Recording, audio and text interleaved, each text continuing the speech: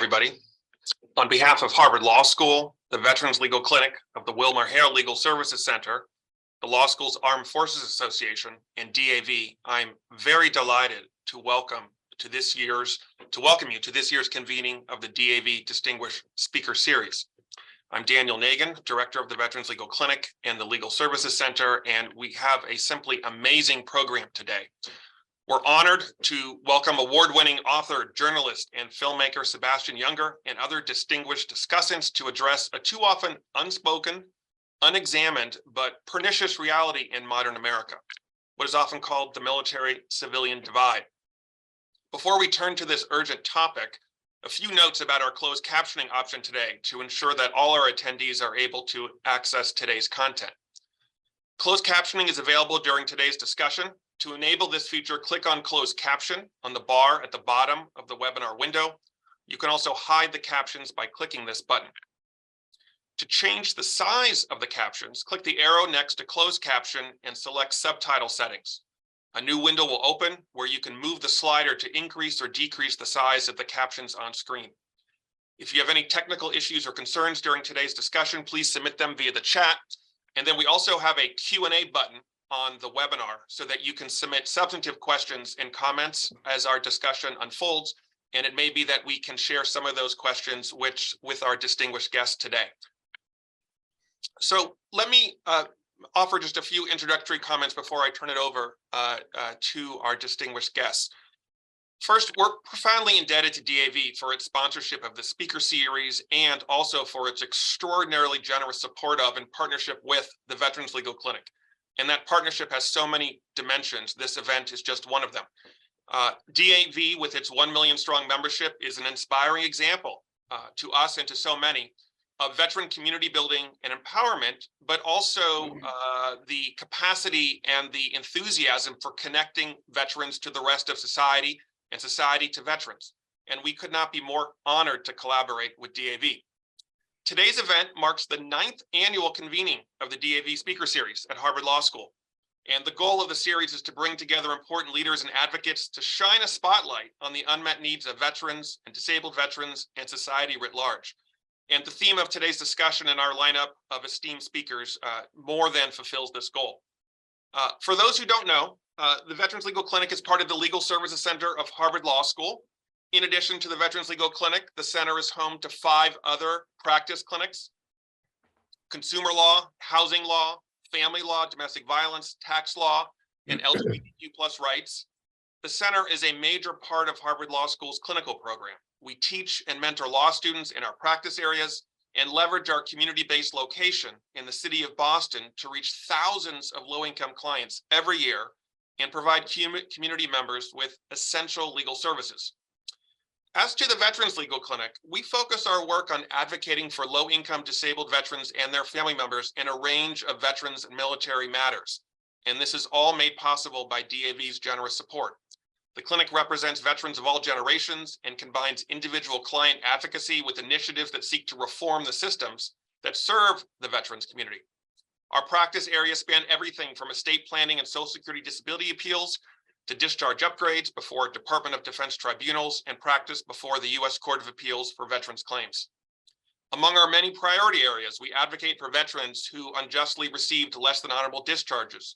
In many of those instances, it's unrecognized mental health conditions from combat trauma, or in some cases, military sexual trauma, that can lead to life-altering challenges where advocacy can be essential to pursuing justice and stability for our clients. To learn more about our work in the center, we invite you to visit our website, legalservicescenter.org. I'm very pleased to now pass the baton to DAV's Brian Buckwalter, who will carry our conversation forward. Brian is a senior communications associate with DAV. He started this position in 2001 after retiring as a master sergeant from his 20-year career in the Marine Corps. Brian joined the Marines in 2001. He deployed to Afghanistan in 2008 with American Forces Network and in 2011 with the 1st Marine Expeditionary Force. Brian's also served as a producer, anchor, and reporter for the Department of Defense. Brian, I'm very pleased to introduce you and to pass the discussion to you and our distinguished guests. Thank you very much, Daniel. It's a privilege to share the virtual stage with you and with our other guests today. DAV was founded in 1920 by Robert S. Marks, a lawyer who joined the Army a month after the United States entered World War I. He returned 2 years later as a decorated war hero. Soon after his return, he was elected as a Cincinnati Superior Court judge. He was a popular figure in Cincinnati, and on Christmas Day in 1919, was hosting a meal for other veterans at a downtown hotel. Most of these men were recovering from their injuries and receiving vocational training at the nearby Ohio Mechanics Institute. During their meal, the conversation turned into an impassioned discussion about the current state of veteran services at the time. The nation, which was thrust into the war late, was not prepared to handle the care and needs of returning service members, some returning with a degree and severity of injuries never seen before. And there was no one government agency like today's Department of Veterans Affairs that claimed overall responsibility for veterans. For those veterans facing the challenges of recovery after returning from war, what came out of that Christmas Day conversation was an agreement to seriously consider forming a group to unify the voice of disabled veterans in the halls of government. Judge Marks said about the idea, "We had a common experience which bound us together, and we ought to continue through an organization of our own, an organization of us, by us, and for us." More than a century later, DAV is still at it. At more than 1 million members strong, we are that voice for veterans, and we work every day to keep our promise to them, to restore and make whole those forever changed by service. We're proud of that mission and our accomplishments on behalf of veterans. Today, though, I want to focus in on something that I just quoted Judge Marks saying. We had a common experience which bound us together. It speaks to a deep connection between a group of people that, when leveraged, can have a profound impact on that group. In the context he was speaking about, it was a way to take the adversity that comes with being wounded in war and channeling it for a positive purpose. For a long time in the United States, war was actually a bonding experience for the entire society. Even if you didn't serve, you knew someone who did, or you found yourself making sacrifices to support that effort. And if you were a military-age male, the reality of being called to service wasn't far from your mind. Not so much anymore. The connection between those who've served and those who haven't has faded. This has become known as the military-civilian divide, and the gap is widening. To talk more about this, I'm honored to introduce Sebastian Junger. Sebastian is the #1 New York Times bestselling author of several books, including The Perfect Storm, War, Tribe, and Freedom. As an award-winning journalist, a contributing editor to Vanity Fair, and a special correspondent at ABC News, he has covered major international news stories around the world and has received both a National Magazine Award and a Peabody Award. Sebastian is also a documentary filmmaker whose debut film, Restrepo, a feature-length documentary co-directed with Tim Hetherington, was nominated for an Academy Award and won the Grand Jury Prize at Sundance. Restrepo chronicled the deployment of a platoon of US soldiers in Afghanistan. Sebastian and Tim are both the 2011 recipients of DAV's Bugle Award. This award recognizes the outstanding contributions of members of the media in support of disabled veterans. Sadly, this was a posthumous honor for Tim, who was killed on April 11th, 2011, while covering the Libyan civil war. Sebastian is also the founder and director of Vets Town Hall. Sebastian, thank you so much for joining us today. It's my pleasure. I want to jump right into this conversation. I did talk a little bit about it, but I want to first define what we mean when we say the military-civilian divide. I touched on it briefly, but I wanted to get your thoughts on what we're talking about here. Yeah, and I have to apologize. I'm just recovering from COVID, so if I start coughing for a moment, that's why. So, yeah, I mean, we're a modern, complex nation, and politically, socially, economically, it sort of behooves any administration to try to insulate the American population at home from the effects of war and the consequences of war, which that has some advantages, right? But the downside is that it can look like the nation is sort of going about its sort of merry way, while a very small number, proportionally very small number of people in the military service are fighting and paying enormous costs overseas. So I think the question is, we probably don't want a kind of widespread wartime footing where everyone in this country is making sacrifices every day. I mean, war in some ways is, the purpose of it is to insulate this country from the toxic effects of the rest of the world, if need be. But on the other hand, you don't want it to be so separated that our military, our men and women in uniform, have the feeling that the nation doesn't even know what they're doing and doesn't care. So how do we sort of thread that needle so that there's meaningful moral and emotional connection, but the nation also can continue with daily life as it knows it, as it were? Yeah.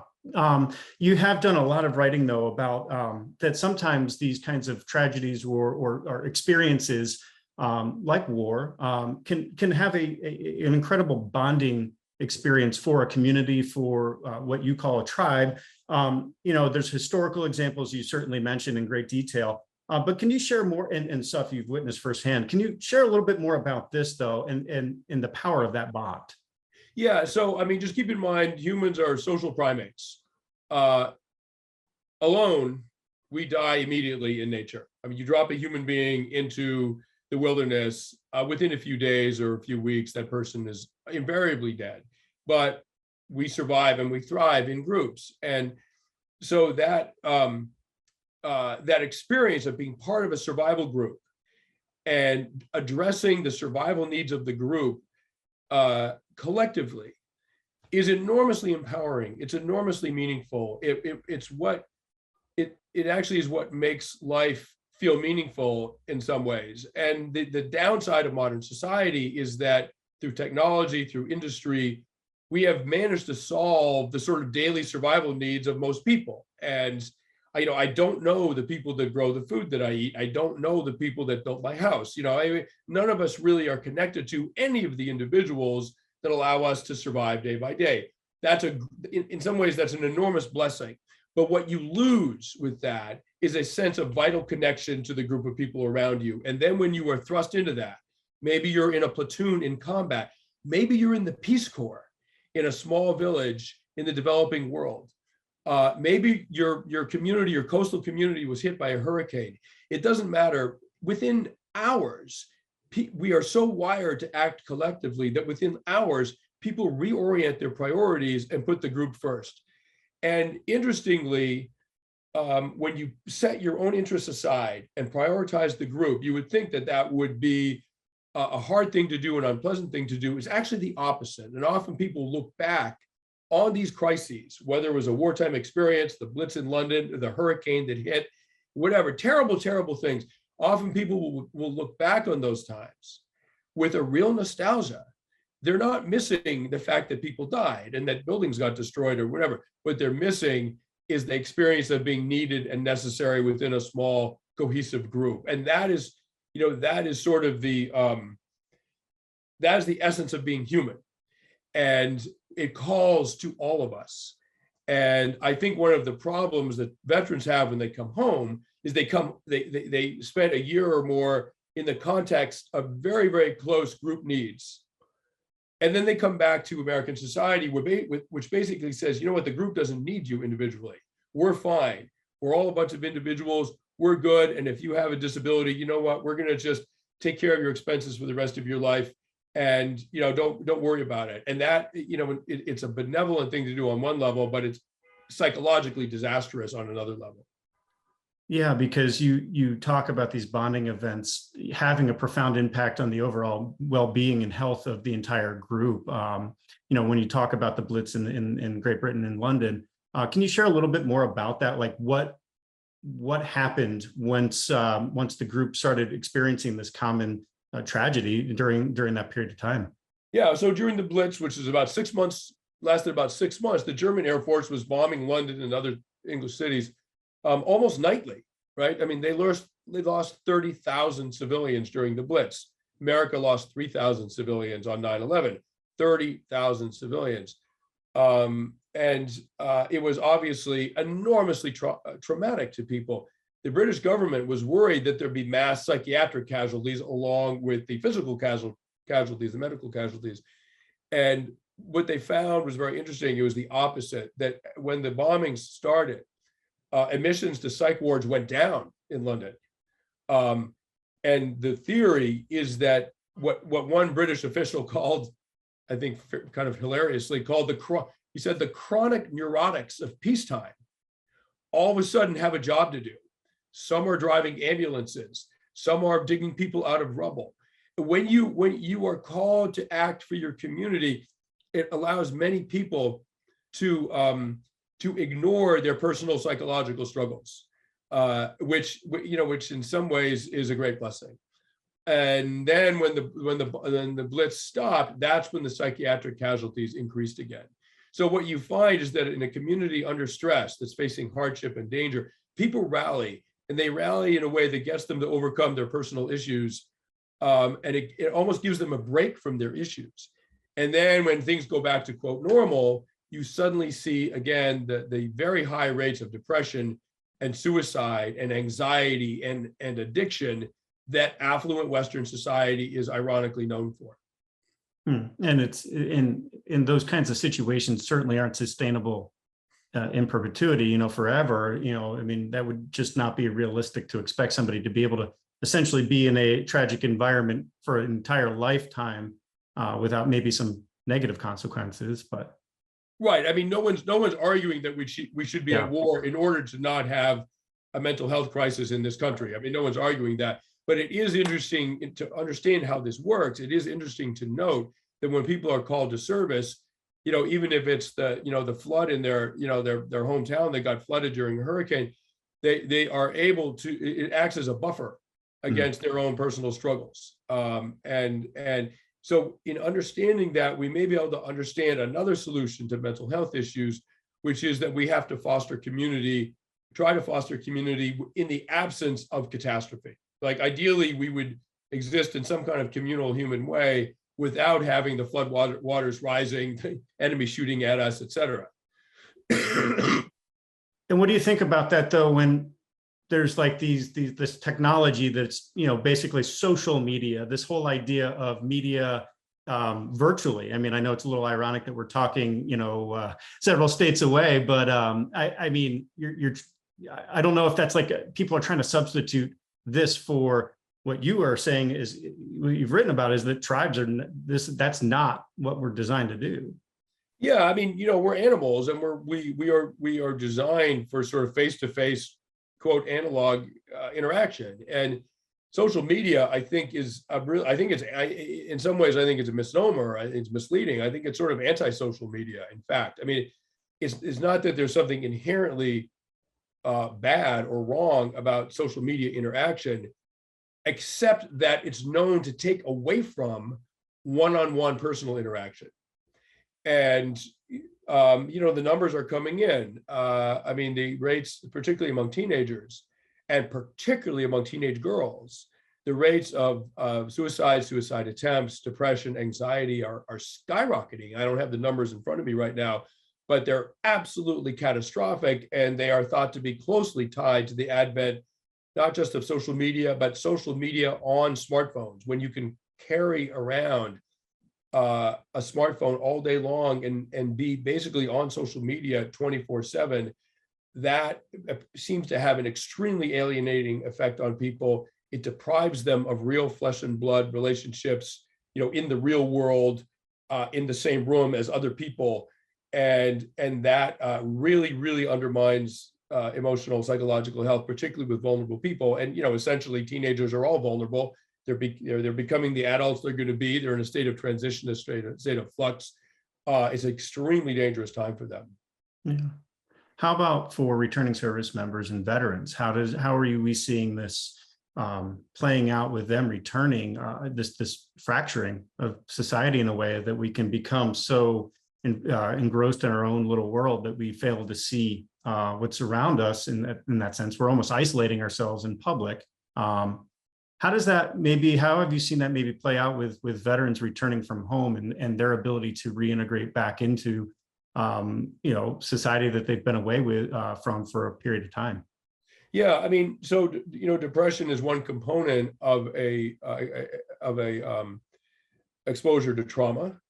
Of course, not all vets are traumatized. I mean, maybe a third of vets were actively engaged in combat, but all veterans experienced a close communal bond with their unit.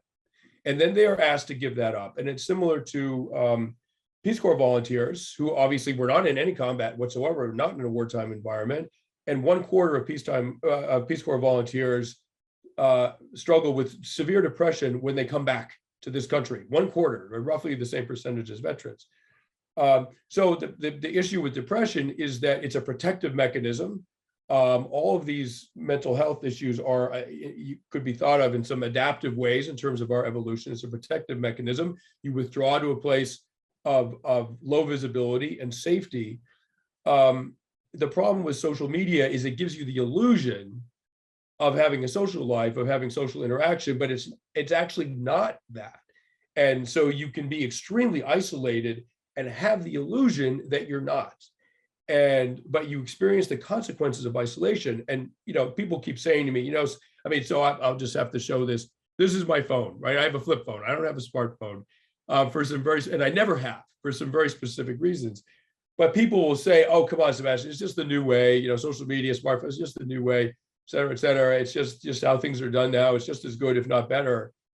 If that were true, COVID, the isolation of COVID, where everyone was on social media, would not have been psychologically devastating to our population in the way that it was. It would have been fine. We wouldn't have even noticed, right? But we all know what that isolation did to mental health in this country. It's because social media is not a substitute. So when you get a veteran that comes home and is stripped of the bond of their unit and is offered the sort of placebo, in some ways the placebo of social media connection, but is allowed to sort of self-isolate in their home, and maybe they're even they can even do this because they're getting a disability check for the depression that is then being exacerbated and entrenched by their circumstances of isolation, which are enabled by the disability check and their use of social media. I mean, you can see how this thing can just go around and around and around. When you do that, you are really putting someone at risk of a kind of a very dangerous isolation, maybe addiction issues, alcohol issues. It's an extremely dangerous place to be. I want to kind of take the flip look at this for a second. Talk about the isolation of maybe what happens when you return home, and take a look at what you experienced. And we're going to bring in a couple other people soon. But before I do want to talk, get your perspective on, and to help people understand who may have never been in the military or served before, how deep that bond is when you get a group of people very close together, relying on each other for survival, quite literally, what that looks like and how that played out from your experiences. Yeah, and let me say, I mean, I was with a combat unit and they were in a lot of combat, but let me just re-emphasize, you don't have to have been in combat. You could be a rear base unit that's functioning very closely to accomplish a task. You're taking meals together, you're sleeping shoulder to shoulder, et cetera. Like, that experience is the human experience in evolutionary terms. We are wired for that as a species. Add combat in there, and then it's even more so. So as one guy who's Brendan O'Byrne, who's still a close friend of mine, as he said to me at one point during the deployment that I was documenting, he said, there's guys in the platoon who straight up hate each other, but we'd all die for each other. In the civilian world, that kind of absolute bond, right? Like, what I will do for you doesn't depend on how I feel about you. In fact, I don't even like you very much, but we're all in the same tribe, which means that I am absolutely committed to protecting you with my life and vice versa. The emotional security of that is unbelievably profound. And then it all goes away when they come home, right? And it's extremely disorienting. And what I would say about the military, let me just wrap this up with the military-civilian divide. Our society is complex, it's highly technological, it's industrialized. We are not connected to virtually anything that keeps us alive.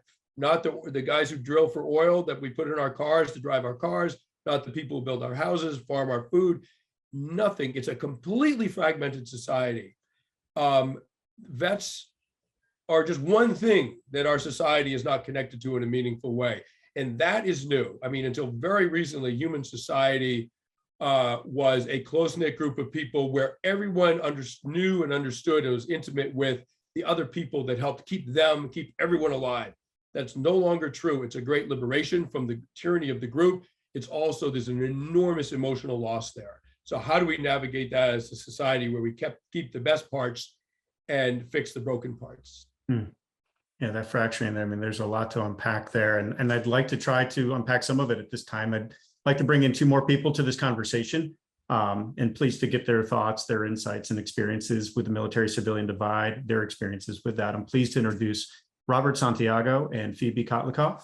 Robert is a retired Navy veteran, currently serves as the City of Boston's Commissioner of Veterans Services. He is the first Puerto Rican and LGBTQ Veterans Commissioner in the city's history. Among his responsibilities, he oversees Boston's Operation Thank a Veteran, which is an outreach program that seeks to proactively connect volunteers with local veterans and their families. And his priority right now is to make his office a one-stop shop for all veterans who served or have served. Phoebe is currently a second-year Juris Doctor candidate at Harvard Law School. After graduating from the United States Naval Academy, she served as a submarine officer as part of the first generation of women in the Navy's silent service. She's also the graduate of Harvard Kennedy School of Government and is currently a Navy reservist. So, Robert, Phoebe, thank you so much for joining us on this conversation. Thank you for having us. Absolutely. And, I'd like to continue by first getting your initial reactions to what Sebastian was talking about. Robert, I'll start with you. What are your thoughts? I think he hits a lot of notes. The tribal bond that veterans have is something that only obviously veterans know about and feel, and it's a part of our life. We in each and every service we have our own different language, we have our own different monikers, and but we're able to relate through the services. Just earlier today, I was on a panel for the GE Veteran Summit that they're having here in Boston, and a lot of their questions was around how do we, as veterans, take care of our veterans, and how does that translate into the civilian community and also into their jobs working for GE. And there were a lot of great responses, and a lot of it starts out with just listening to the veterans, listening to what they have to say, listen to what we have to say, what our experiences are, what are we going through, what have we been through. And that's something that they found that in the civilian community, they'll listen, but they won't translate what's being said from what the veterans are saying. They don't have that empathy because it was mentioned a little bit earlier about movies, all these war movies. People see soldiers, sailors, Marines in these very action-packed movies, but they don't see the person behind the uniform. And that seems to be a very big problem in the civilian community. They don't see that person who's wearing the uniform. They don't know that individual story. Whether it's Phoebe going into the submarine world. Congratulations. As a sailor, I like the surface Navy better, but it's great that you're doing that. And that's also another thing in the military that we've had issues with. We've had issues with diversity and inclusion and equity.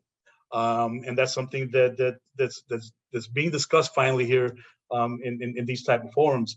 But the tribal bond is very important. My experience when I retired from the Navy back in 2008, I thought I had a good footing to join the civilian community. I was volunteering out in town.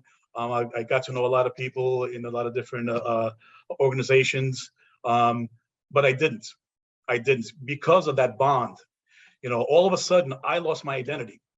I was a sailor in the United States Navy. I was stationed on board the USS Constitution, and as veterans, when we retire, when we leave service, and everybody who's a service member now at one point in their lives is going to return to the civilian community. And that's why this conversation is so important. These service members lose their identity when they become veterans. They are no longer the staff sergeant. They are no longer the commander. So those titles become ceremonial in nature when they leave in service. So it's very important that we have this conversation and that we train and do what we can to let the civilian community know that yes, we're veterans, but we are also human. We are also part of the community. Thank you. Yeah, and Phoebe, what about you? What are some of your initial thoughts? Thanks, Brian. And thanks so much for having me to the whole DAV and LSC team. This is such a wonderful event, especially centered on Veterans Day, which we know is coming up. It's just a really important topic and a really great event. So thank you for putting it on, and thank you for having me. I wanted to really quickly take a moment to remember Secretary of Defense Ash Carter, who we lost about a week ago, beloved member of this community, the veterans community, the Harvard community, the Department of Defense community, and a person who did so much for service members, veterans, and especially women in service. So I absolutely loved everything that Sebastian had to say, and it really got me thinking a lot about the ways that those experiences map onto my experience in the Navy as a submariner. Not, it's not a combat role, but there are so many parallels. And I think, I just thought of a few of them as you were speaking. In the submarine community, we have a shared sense of values. We have a shared structural hierarchy. We share trust. We have shared behaviors. We have shared language. And on the submarine, as you said, Sebastian, we're vitally connected to those around us. It's just the 150 of us on board making sure that the submarine is safe and that we all survive. And we do make our own food. 3 meals a day are served to this crew of 150 people by the cooks on board, who make up a small division.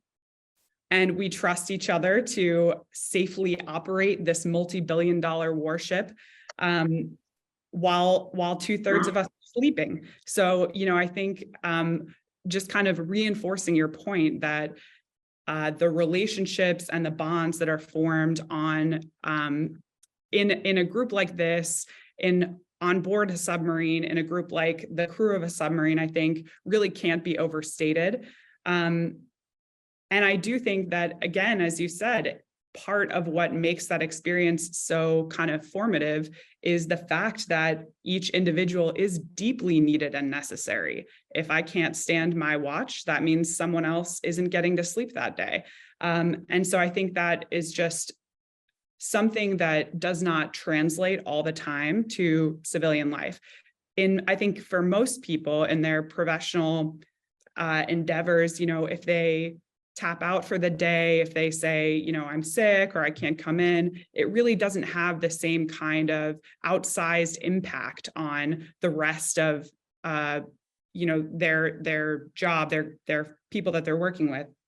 And I think that that's just something that's kind of totally missing. And I also think that, to your point, Sebastian, about, why do we find serious issues of isolation among veterans? Part of that is if you don't have anyone holding you accountable, if you aren't feeling like you owe a debt of labor to someone and you're going to let them down if you don't perform, I think that just gives people an out to kind of not do things that feel hard for them, whether that's taking a shower because they're depressed, or getting out of the house, or whatever the case may be. So those are kind of, some of my immediate reactions. And maybe I'll just say one point on the social media aspect, because I think it's so deeply important. I think the ultimate conclusion that I heard, I didn't hear you say, Sebastian, but that came to my mind, is that what happens on social media is that people become more extreme versions of themselves. And in many cases, I think because of the way social media works, and we all know how these algorithms feed you more of what you interact with, I think that this is certainly not exclusive to veterans and the veterans community, but I do think veterans are particularly susceptible to this. If you are isolated and you are interacting with extreme views on social media, it is very likely that you will continue to be pulled further and further into those views. And I think that is, it's something that worries me all the time. So I'll stop there, but thanks for the great conversation, and it's really wonderful to chat. This That what you just kind of said too is something that I don't think I'd necessarily thought about before either. But you're saying that like the use of social media and or ability to say an opinion without necessarily having an instant reaction coming back to you. You kind of put your thoughts out there, whether it's civilian side or veteran side. Those extreme thoughts can tend to get more extreme. Is that driving a wedge in between civilians and military even further than there already is? We've already kind of identified that there's a maybe a misunderstanding between the two communities. Is that creating a further divide because we're allowed to sort of speak without any kind of repercussions or instant feedback for what we're saying? And I'll throw that out to everyone.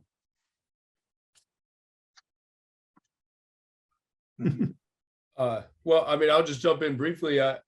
You know, it's obvious to everyone, I think, that the political divide in this country is approaching something that could be fatal to the nation. And one of the alarming things for the veterans that I know was seeing how many military associated people were sympathetic to the January 6th attack or even involved in it. And that really mortified a lot of the men and women in uniform that I'm personally familiar with. And I have to think that part of that is an outgrowth of exactly what Phoebe was saying, like this sort of ideological isolation that is in a feedback loop that gets more and more extreme. And, you know, an extreme position gets mitigated by reality, by meeting people with other opinions who say, hey, well, wait a minute, on the other, yeah, okay, I get what you're saying, but on the other hand, how about this? That's how we all sort of mediate our opinions and our feelings. When you're developing those opinions and feelings in isolation, and they're just being echoed by even more extreme versions of what you're thinking and feeling, then you get the kind of the kind of dangerous extremes that are starting to pop up in our society. And so, I mean, is it bad for vets? Yeah, it's terribly bad for vets. Is it bad for the country? Is it dangerous for the country? Yeah. I mean, no, it's the United States. We're the most powerful nation in the world, the most powerful nation ever, economically, militarily, culturally, socially. No other country is going to take us down, right? We will take ourselves down. I mean, the only real threat to this nation is ourselves.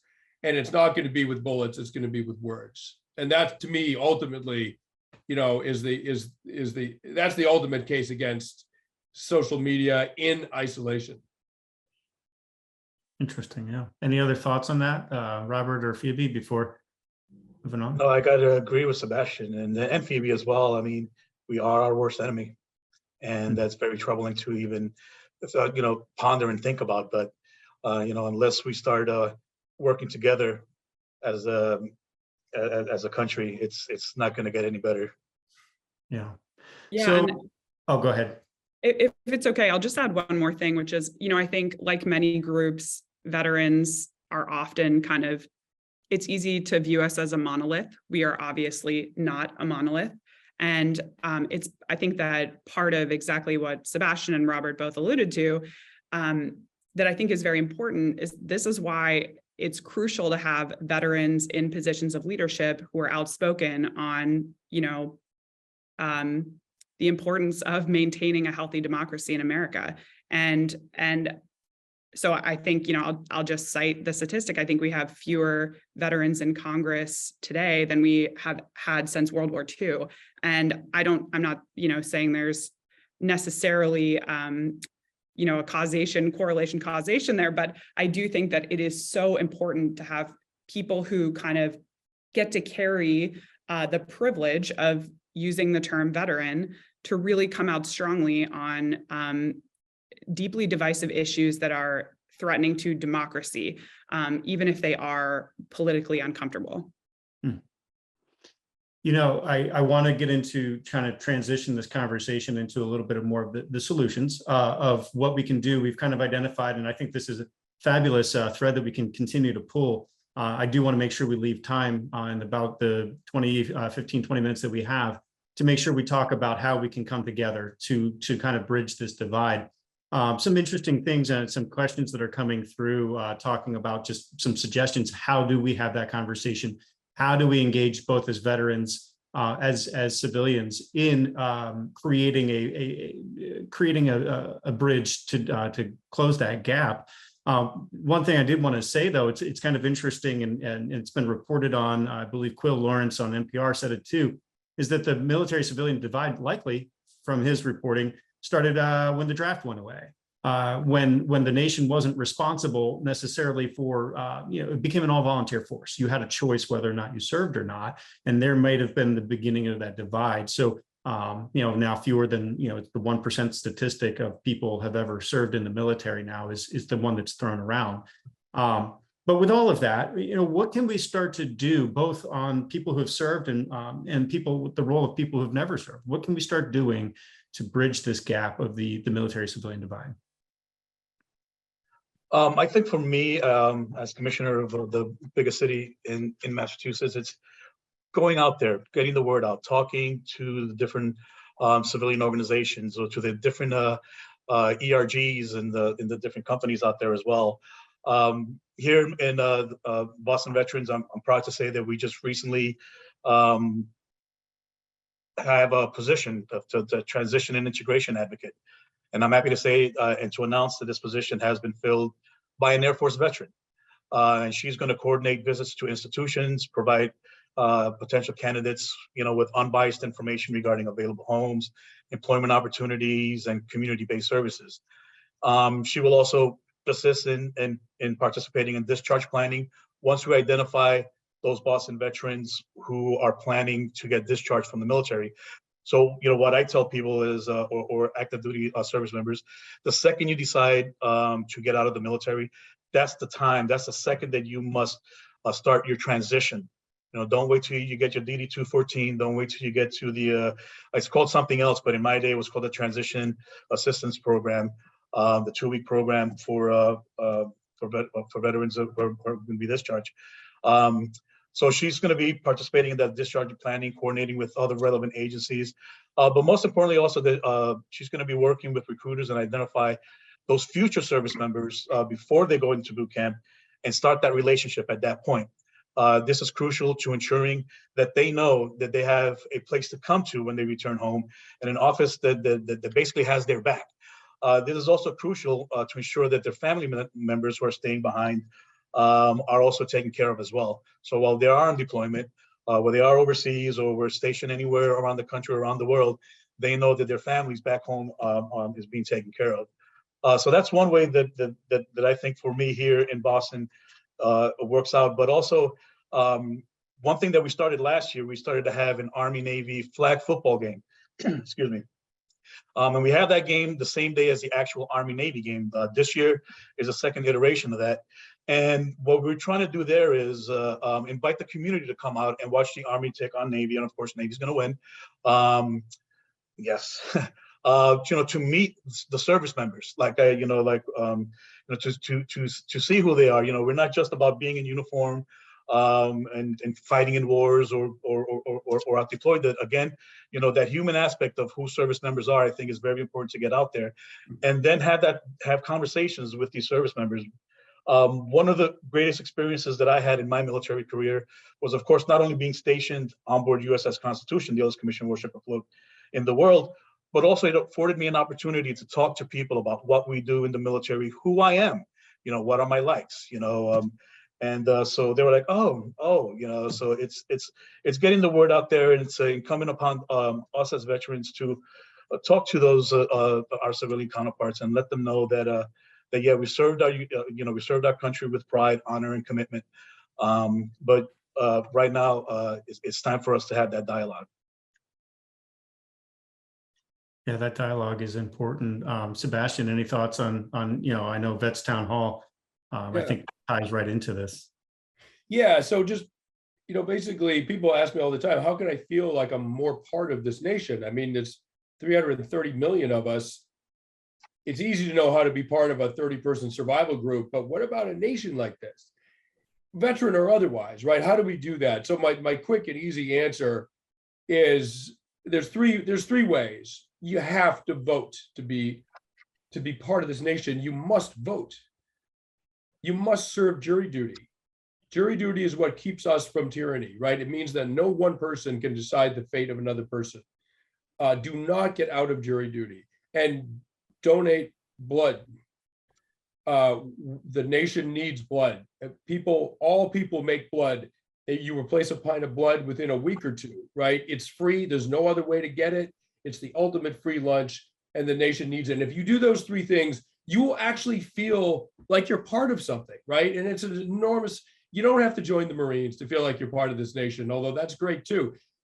You can just do those three things and you are part of something great, something grand, something noble. I would also say that, I mean, I think there are moral issues with compelling people to fight against their will in a war, such as the draft.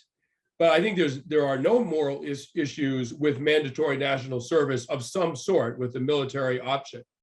I think that could be an enormously good idea for this nation.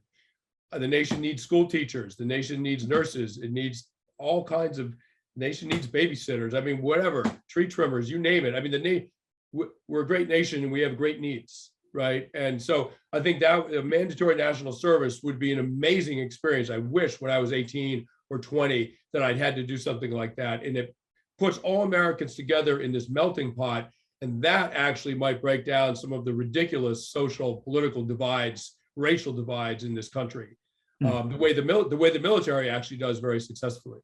And, you know, finally, I'll sort of end with this, Vets Town Hall. It's an initiative that I came up with. It's based on the gourd dance of some of the tribes of the Southern Great Plains in this country. The gourd dance was a way of reincorporating warriors back into the community after combat. And basically the warrior has the chance to sing or dance or tell of his exploits on the battlefield defending his community.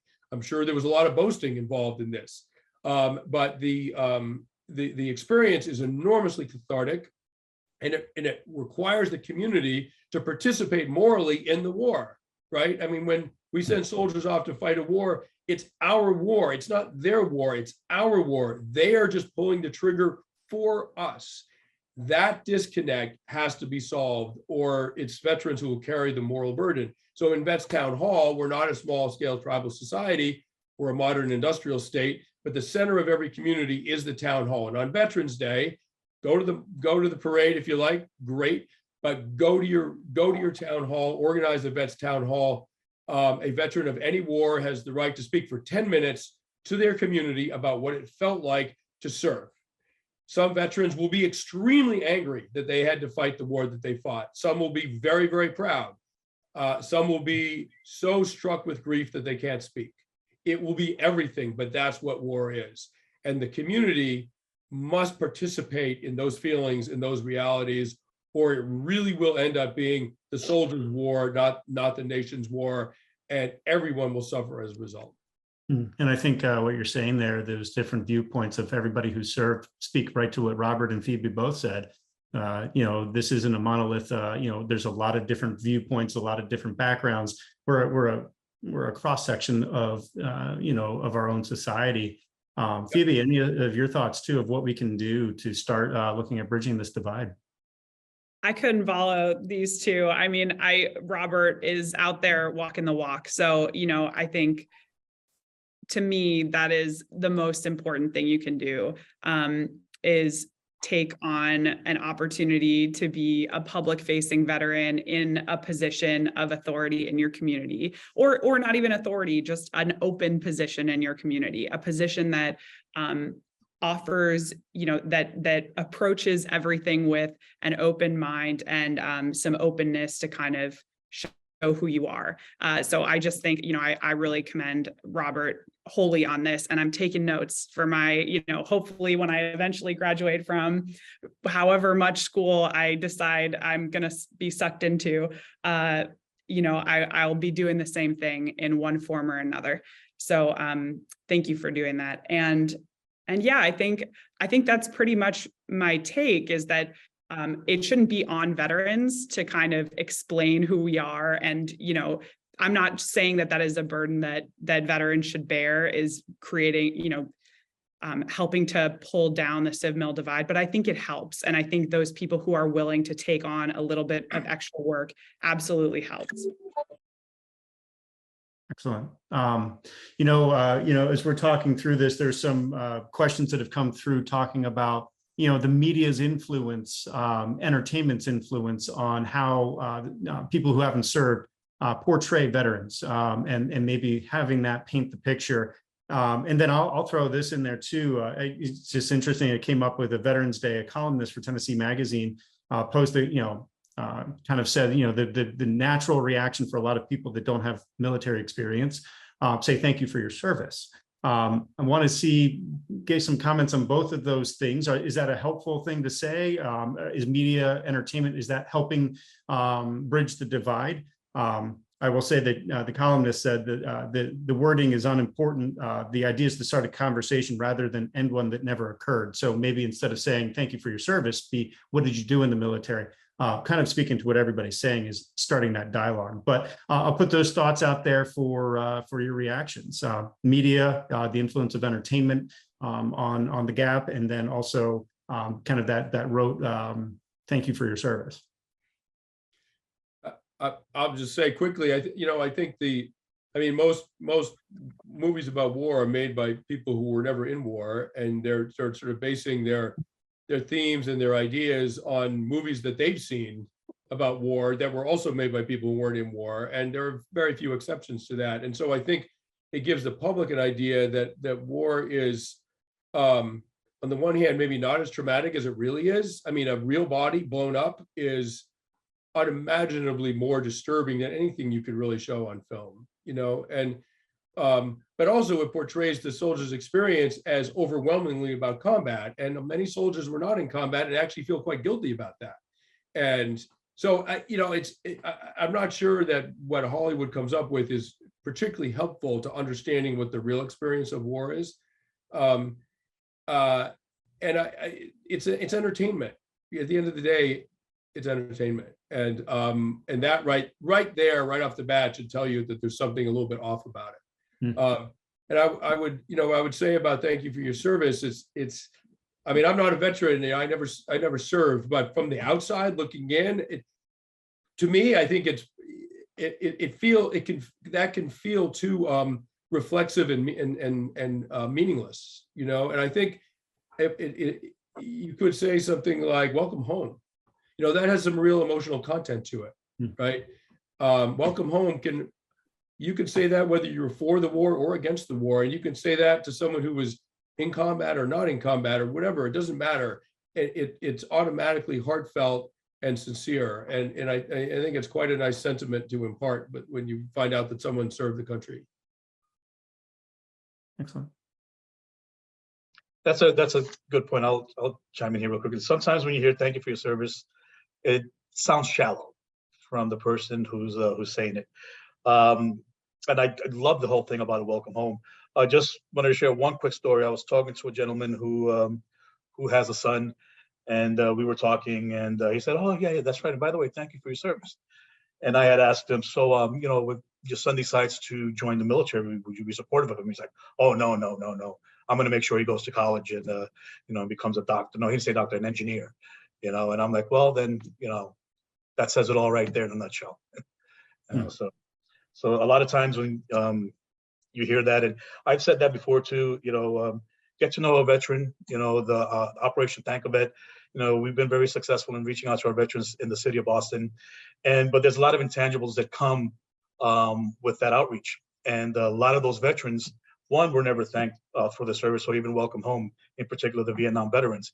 So a lot of our volunteers, when they come back with stories that, hey, the veteran invited us into their house. We had a cup of coffee, told us about his service and his time in service. Some of them actually got teary-eyed and cried because they never had that formal or that welcome back, that recognition that they served and that they served for the country. So it was very heartwarming and heartfelt that hearing those stories when our volunteers returned from their time out in passing on information to our veterans. It's not just about, again, thanking them for the service, but also to let them know that City of Boston Veteran Services exists, that we're here for them at every turn. and that and I'm sorry, I lost my track of thought. The phone started ringing, and you know, that it's a great way for us to reach out to our veterans, go to them instead of waiting for them to come to us. Excellent. Yeah, that proactive approach. In a couple minutes, Phoebe, do you have any final thoughts? You know, I just have been thinking a lot about what Sebastian said about mandatory, you know, some sort of mandatory national service. And it's something that I've thought about for a long time. I'm a huge supporter of not necessarily mandatory military service, but some sort of public service, you know, public service loan forgiveness. There are lots of policy injections that could work here. And so, you know, this ties for me to thank you for your service, because I think thank you for your service is used kind of exclusively for veterans. And I think it's pretty inappropriate because we have so many people in society who are doing such important public service work that we don't acknowledge in that same way. And of course, these things are distinct. It's different to sign up to deploy, you know, than it is to sign up to try to wrangle 20 high schoolers every day, but they are both hard. They are both service. And I think my take on, you know, I appreciate it when people tell me thank you for your service, because I think it gives an opportunity for the opening of a conversation. But I would just encourage everybody to ask yourselves who deserves that phrase and maybe expand the aperture a little bit. Great. You know, as we're just about out of time, I do want to make sure we have a time for Daniel to come back and give some closing thoughts. I mean, this has just been an incredibly insightful, important conversation to have, and I do a disservice by summarizing it, but it does sound like having conversations, not shying away from using "thank you for your service" as a way to end the conversation, but as an opening.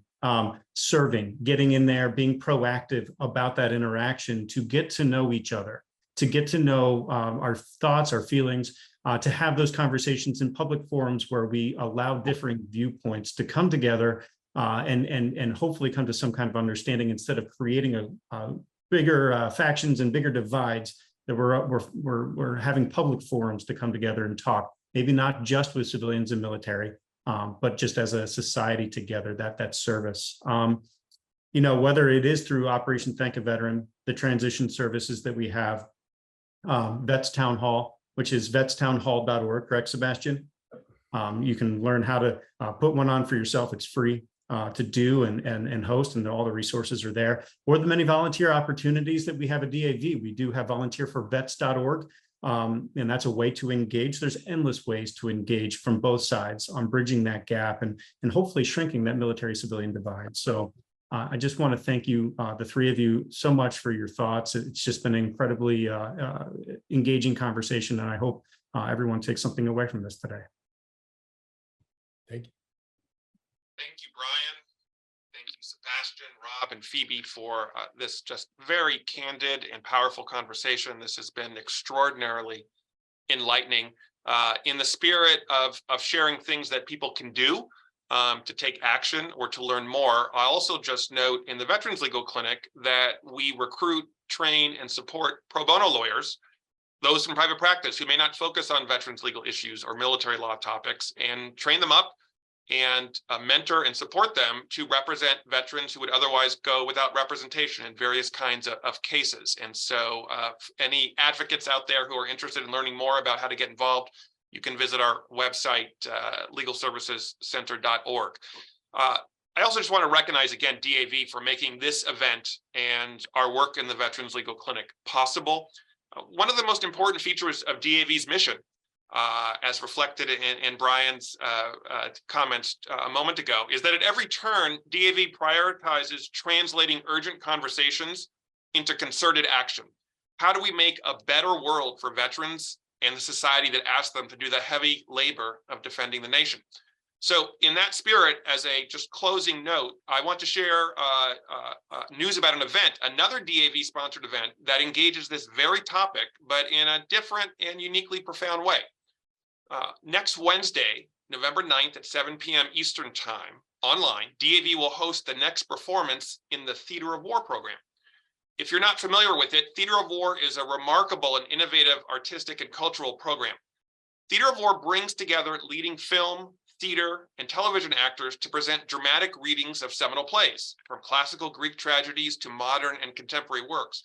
And the performances are followed by a town hall style discussion designed to confront the pressing issues that are raised by that particular material.